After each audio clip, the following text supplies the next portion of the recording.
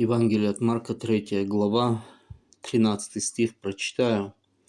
«Потом взошел на гору и позвал к себе, кого сам хотел, и пришли к нему». Аминь.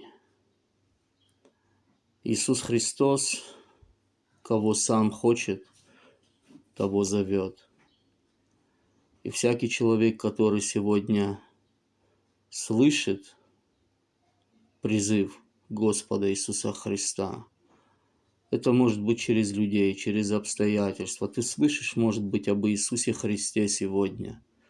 Слышишь от людей. Может быть, тебе предлагают сегодня пойти в церковь, в дом молитвы. Это Христос зовет тебя.